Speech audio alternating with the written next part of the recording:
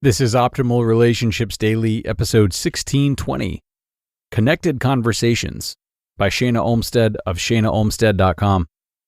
Hello, everybody, and welcome back to ORD.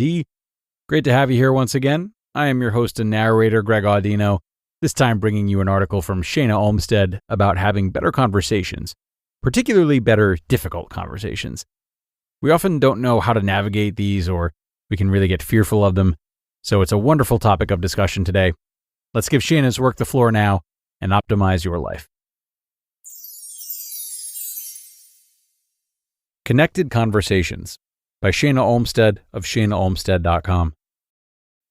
It can be hard to know how to have hard conversations.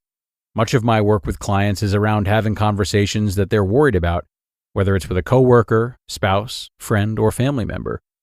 Many of my clients spend a long time thinking about the issue they need to bring up, but are nervous to do so for a variety of reasons. For example, a manager in an organization needs to break some bad news to an employee about their performance. Even though this is a common occurrence, it's still uncomfortable to disappoint someone. Or a mother and wife is doing the majority of the housework, childcare, and household management and is frustrated. She wants to discuss it with her husband, but is nervous about it not going well. There are so many examples of these types of conversations, and there are a few simple tips to keep in mind when going into them. Number 1, how do you want them to feel? Take some time to check in with yourself and the intent of the conversation, as well as the understanding of how you want the other person to feel. Remind yourself that we are all one. We are all connected and made of the same energetic particles. Our energy impacts each other. Your intent and your energy going into the conversation will make all of the difference in how the conversation will go. For example, in the manager situation, consider how you want your employee to feel during and after the conversation. Do you want them to walk away angry or disappointed, or instead feeling heard, validated, and understood? Practice holding the energy and intent of helping whoever you are talking to feel connected and better than they felt before the conversation. They will pick up on that energy through your mirror neurons, and the interaction has a much better chance of feeling good to all involved. Number 2, visualize it going well. Before the conversation, take some time and space to create a feeling visualization of the conversation going really well. Spend some time creating a mental image and feeling of it going smoothly, everyone feeling connected, and a beautiful outcome happening. Our thoughts and words are our wands. Worrying about the future creates fear and a negative outcome before, during, and after the conversation. We're always creating our reality. So instead of fear, focus on the feeling of what you want, a connected, collaborative, positive conversation. Number 3, assume positive intent. It can be real easy to assume someone is out to get us, that the employee isn't doing their job well on purpose, or your husband is not putting his dishes away because he doesn't love you. The thing is, everyone is fighting an invisible battle we can't see. And when people know better, they do better. Assume everyone is doing their best and that they are not out to get you. They're just trying to get their own needs met. This helps you to feel happier and calmer going into the conversation, and to be able to have more access to positive energy during the conversation as well. When we don't assume positive intent, we naturally trigger the fight or flight response in our bodies because we are feeling attacked. This makes it impossible to have a productive conversation and to have the desired outcome. The person who you're talking to will feel your fear as anger. Their mirror neurons pick up on it, their fight or flight response gets triggered as well, and then it's two people with only half of their brains functioning trying to have a conversation. It doesn't work. Number 4, curiosity. Being open and curious is super important in conversations. Ask what their experience is, how they feel, what they want, without reacting in a negative way. Practice being non-judgmental.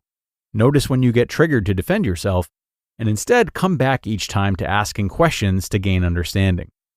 The more open and vulnerable you can be, while assuming positive intent and focusing on maintaining a positive connection, the better it will feel for both of you. Number 5, empathy. Express empathy and validate the concerns of who you're talking to.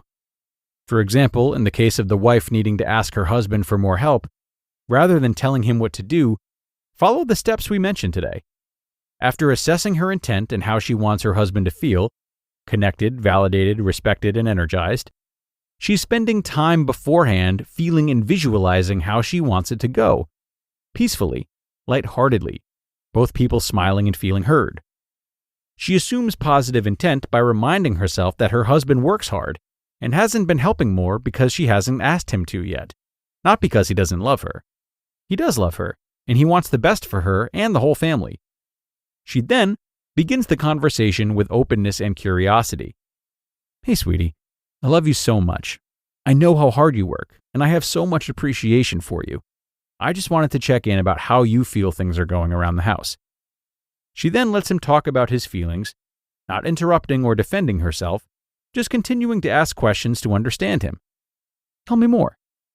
As she uncovers more information about his feelings, she is able to feel and express empathy for his perspective.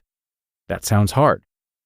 As he feels heard, he remains calm, and she is then able to compassionately express her own needs. They're both calm and working toward a common goal, instead of building resentment, her, or being oblivious to the problem, him. The couple can then go on to discuss and negotiate solutions to the issue. The best way to understand is to practice understanding. Just spending a little time creating mindfulness about the way you want the conversation to feel will make all of the difference. Have fun connecting in your conversations. You just listened to the post titled Connected Conversations by Shana Olmstead of shanaolmstead.com. And thanks a lot to Shana for this wonderful post. You all know by now how much I value and emphasize communication, so an article like this is really in my area of interest. But what I know is important for me to remember, and I think for anyone else who listened to this article, is that these steps Shana listed today, and really any other preparatory work we might do, doesn't guarantee anything. It can definitely help us stay composed and help us bring the version of ourselves to the conversation that we want to, but that's really it. So we mustn't rely too much on the other party's responses when gauging what we bring to a difficult conversation or how successful we might perceive it as being. Conversations are between people, but we're still individuals. It's essential to focus on what we bring and not letting our impressions of what we bring be dictated too much by the responses that we get. I'll leave it there for today, though, everybody. I hope you liked this one. I hope you use the talking points covered here today in your own tough conversations, and that you will share this episode with somebody who you feel might like it as well. Enjoy the rest of your day, and I'll talk to you again tomorrow, where your optimal life awaits.